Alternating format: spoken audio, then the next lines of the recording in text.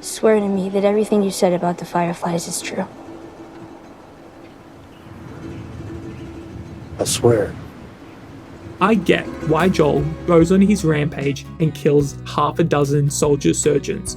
As to him, they have just abducted Ellie and made a sacrifice that wasn't ultimately theirs to make. But was Joel right in not telling Ellie about what actually happened with the Fireflies?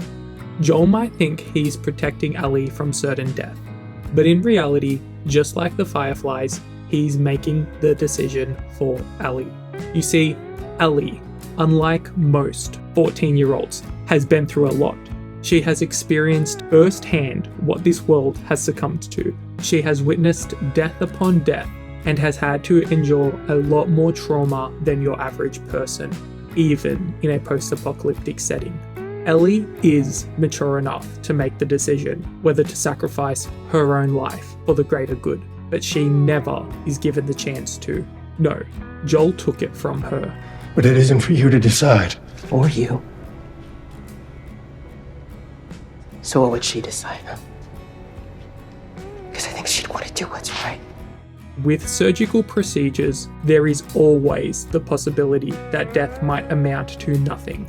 But what if the vaccine worked? Millions upon millions of lives could be saved. Joel's own future niece or nephew might be able to grow up in a world worth living in. Joel should have told Ellie the truth and let her decide what's right for her, because it's the right thing not only for humanity, but for Ellie. There's no halfway with this. We finished what we started. Sarah was taken from Joel, no doubt, but this time it would be different because it would be Ellie's own choice. This does seem to divert a little from the Last of Us video game, in which it was established that the surgeries have been unsuccessful a dozen times before. So to Joel and the players, it doesn't seem worth risking Ellie if there was no guarantee of a vaccine. Actually, side note, I did some digging online, and although me and hundreds of people remember the exact tape recording stating that the surgeons have failed this type of procedure multiple times, it apparently doesn't exist. Weird Mandela effect at play? Maybe. Or simply, we all misunderstood this. The cause of her immunity is uncertain. As we've seen in all past cases, the antigenic titers of the patient's cordyceps remain high in both the serum and the cerebrospinal fluid. And if it's plausible that we misinterpreted this, maybe Joel did too, at least in the video game. Bit of a stretch, I know. Anyways, in this TV adaptation, there is no "this might not work."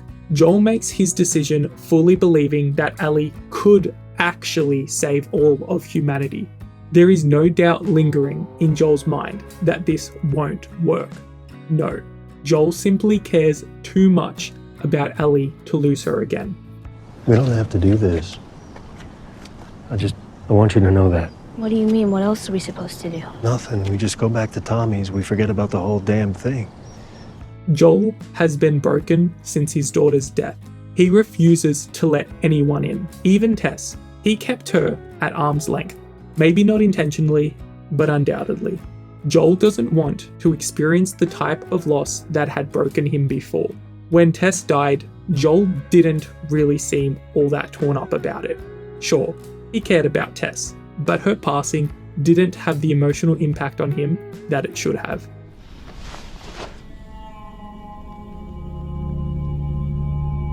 Oops. Right. And it's because a while back, Joel made the conscious decision to never let anyone get as close to him as Sarah did. And you know what? For a while, it actually worked pretty damn well for him. But then, along came Ellie.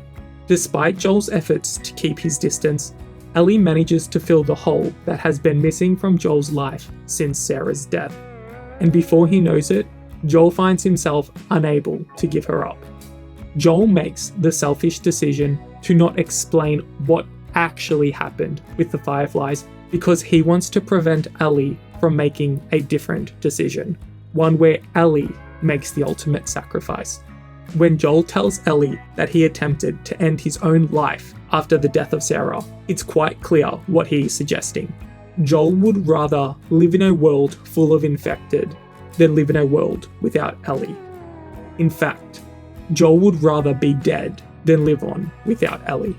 To Joel, vaccine or no vaccine, the end result is the same. He cannot live without Ellie, and because of this, it doesn't matter if the vaccine would have worked or not for him.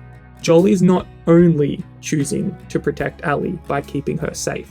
By keeping her safe, Joel is also choosing to protect himself. Does this make Joel a bad person?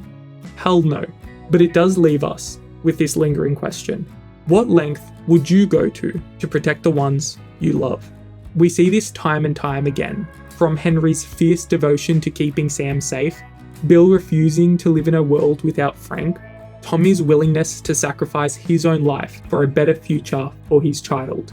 Hell, even David in his own sick cannibalistic ways does what he can to protect his own group of survivors. The Last of Us shows us that even with all the chaos, all the loss, all the death, we are still only human. We do what we can for the ones we love, and there is no moral dilemma about that. I swear. Sure, Joel's decision was wrong for humanity. There is no going back to before without the vaccine, and it just so happens to require the death of Ellie to reach this point. But Joel, selfishly or otherwise, makes a decision that he can live with. If you enjoyed this theory, be sure to check out my other video on The Last of Us, why the difference actually matters. More videos coming soon. See you next time.